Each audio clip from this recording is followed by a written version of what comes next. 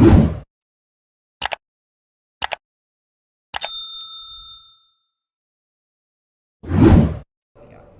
حضرت فیض بخش شاہ درگاہی محبوب الہی رحمۃ اللہ علیہ کہاں کے؟ پاکستان کے رہنے والے، صوبہ لاہور کے۔ وہاں پر دریائے چناب کے نزدیک قصبہ بہلول پور تھا، وہاں کے آپ رہنے والے۔ حضرت میاں شاہ لال رحمۃ اللہ علیہ کے صاحبزادے ہیں، اور آپ کا سلسلہ نسب حضرت علی کرم اللہ وجہہ تک پہنچتا ہے۔ حضرت علی کرم اللہ وجہہ کی جو نسل حضرت امام حسن اور امام حسین رضی اللہ عنہما سے پھیلی، جو حضور صلی اللہ علیہ وسلم کی صاحبزادی حضرت فاطمہ الزہرا رضی اللہ عنہا کے صاحبزادے ہیں، یہ حضرات تو سید کہلائے۔ اور حضرت علی نے حضرت فاطمہ کے وصال کے بعد جو شادی کی تھی قبیلہ بنو حنیف کی ایک عورت سے، ان سے پیدا ہوئے محمد بن حنفیہ، بہت بڑے عالم، بہت بڑے محدث اور اللہ کے ولی تھے وہ بھی، اور وہ بھی جیسے امام حسن اور امام حسین رضی اللہ عنہما ہیں اسی مرتبے اور شان والی ہستی تھے، وہ بھی حضرت علی کی اولاد تھے۔ ان سے جو سلسلہ پھیلا ان کو علوی کہا جاتا ہے۔ تو حضرت محمد بن حنفیہ کی اولاد سے حضرت فیض بخش شاہ درگاہی محبوب الہی رحمۃ اللہ علیہ ہیں، تو یہ بھی حضرت علی کی ہی اولاد میں۔ لہٰذا آپ سے لے کر وہاں تک تمام آباء و اجداد کا سلسلہ اولیاء کرام کا ہی ہے۔ حضرت فرماتے ہیں کہ اللہ تبارک و تعالی نے ہمیں کچھ پیدا ہی ایسا کیا تھا کہ جب ہم 10-12 سال کی عمر کو آئے تو ہمیں کچھ پتہ ہی نہیں تھا کہ بچے کھیلتے کیسے ہیں، بچے ہوتے کیا ہیں، رشتہ دار کیا ہوتے ہیں، باپ کون ہوتا ہے، بھائی کون ہوتا ہے۔ بس اتنا دیکھتے تھے کہ ہمارے والد اپنی اولاد میں سب سے زیادہ ہم سے محبت کرتے تھے، لیکن اپنے اور بیگانے سے ہم بے خبر، نہ جانے کون سی مستی کی حالت میں رہتے۔ تو اللہ نے پیدائشی آپ کو مجذوب پیدا فرمایا، مجذوب صفت۔ اتنا عقل ہوش بھی تھا کہ آپ یہ بھی جانتے تھے کہ یہ رشتہ دار کون ہے، لیکن لگاؤ نہیں تھا ان سے۔ فرماتے ہیں لگاؤ نہ جانے ہمارا کس طرف تھا، وہ کیا تھا؟ وہ اللہ ہی کی طرف لگاؤ تھا۔ جیسے جیسے آپ کی عمر بڑھتی گئی اللہ تبارک و تعالیٰ کی طرف لگاؤ بڑھتا گیا۔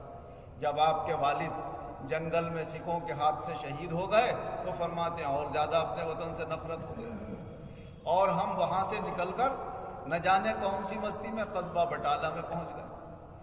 وہاں پر مرہٹوں کی فوج پہنچی ہوئی تھی، وہ ہندوستان واپس آ رہی تھی، تو کہا ہمیں یہاں آنے کا شوق تھا، ہم بھی فوجیوں میں داخل ہو گئے۔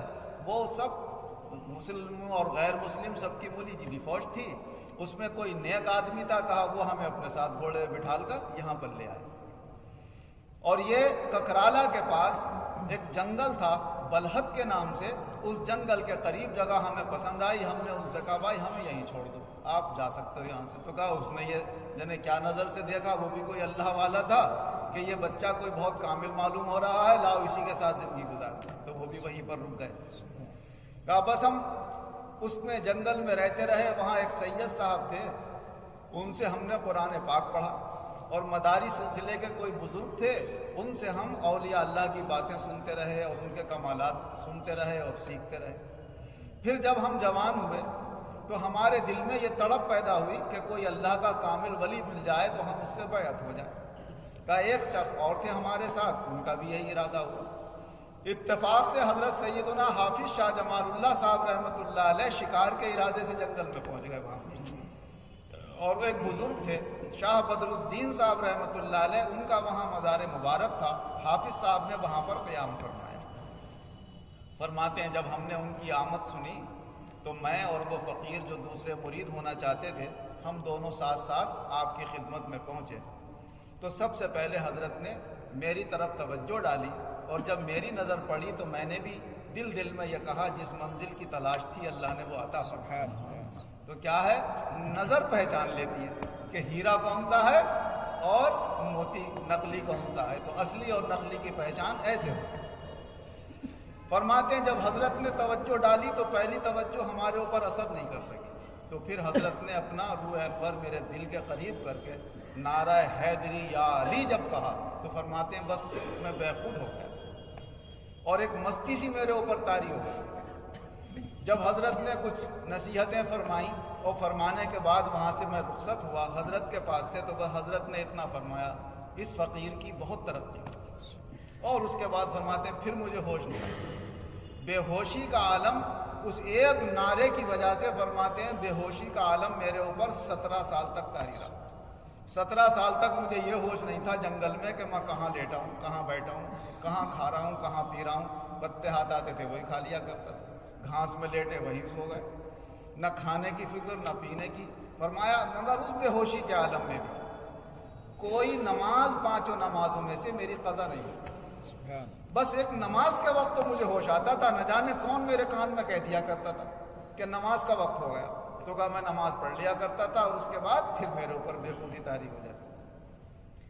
حضرت اپنے مریدوں کے سامنے یہ واقعہ بیان کر رہے تھے، اتفاق سے ایک مرید نے معلوم کیا حضرت ہم نے یہ سنا ہے کہ بلحد کے جنگل میں کبھی کبھی آپ دریا کے کنارے جا کر اپنی آنتیں نکال کر دھویا کرتے تھے۔ ارے کہا بھائی آتے وہاں کہاں دھوتے تھے، لوگوں کو پتہ نہیں کیا دکھتا تھا، ہم تو اپنے پھٹے پرانے کپڑے دھوتے تھے وہاں۔ کہا حضرت ہم نے یہ سنا ہے کہ آپ جنگل میں کبھی کبھی جوش میں اڑ بھی لیا کرتے تھے، پیڑوں کے اوپر سے اڑتے ہوئے چلے جاتے تھے۔ کہا یہ سب بہتان جھوٹ ہے۔ ہاں اتنا ہوتا تھا، ہم کبھی مستی میں جوش میں جا رہے ہیں، کوئی اونچا سا پیڑ آ گیا تو ہم نے کہا بچیں کیا، اس کے اوپر سے کود کے چلے جاتے تھے۔ تو یہ مستی اور یہ کیفیت اور یہ شان حضرت سیدنا فیض بخش شادرگاہی محبوب الہی رہے۔ پھر ایک زمانے کے بعد جب حافظ صاحب رحمۃ اللہ علیہ پھر وہاں پر پہنچے شکار وغیرہ کے ارادے سے، تو قواعد خان نامی ایک شخص تھے، انہوں نے حضرت سے درخواست کی حضرت یہ آپ کے مرید ایسی کیفیت میں ہیں، دیکھ کر عجیب حیرانی ہوتی ہے، انہیں تھوڑا سا ہوش مل جائے، کچھ ایسی نظر ڈال دی۔ حضرت کا بھائی بلا کے لاؤ، بلا کے لایا گیا۔ شادرگاہی محبوب الہی رحمۃ اللہ علیہ کو حضرت نے توجہ ڈالی تو پھر آہستہ آہستہ وہ مستی کم ہو گئی، اور پھر ہوش و حواس بھی آپ کے درست ہو گئے، اور پھر آپ جنگل میں سے نکل کر برابر میں جو ککرالا ایک گاؤں تھا وہاں پر بھی جانے لگے، اور آج پورا ککرالا گاؤں حضرت سیدنا فیض بخش شادرگاہی محبوب الہی رحمۃ اللہ علیہ کا ہی ماننے والا ہے۔ اور بریلی کے اندر جو مشہور پیر ہیں ثقلین میاں صاحب، وہ بھی وہیں کے رہنے والے ہیں، جن کے دنیا میں ہزاروں مرید۔ تو یہ سلسلہ حضرت سیدنا فیض بخش شادرگاہی محبوب الہی رحمۃ اللہ علیہ سے پھیلا، اور حضرت نے یہ فرمایا کہ ککرالے کا جو بچہ قیامت تک بھی پیدا ہوگا تو چاہے وہ کسی سے مرید ہو یا نہ ہو، میں نے غیبی عالم میں اپنے ہاتھوں میں اسے بیعت کر دیا۔ تو حضرت کی یہ ذات گرامی اللہ تبارک و تعالیٰ نے ان رامپور والوں کو بڑی متبرک عطا فرمائی ہے۔ اللہ مجھے اور آپ کو ان کی ہستی کی قدر کرنے کی توفیق عطا فرمائے، اور ان کے فیوز و برکات سے ہم سب کو دنیا اور آخرت دونوں جہان میں مالا مال فرمائے۔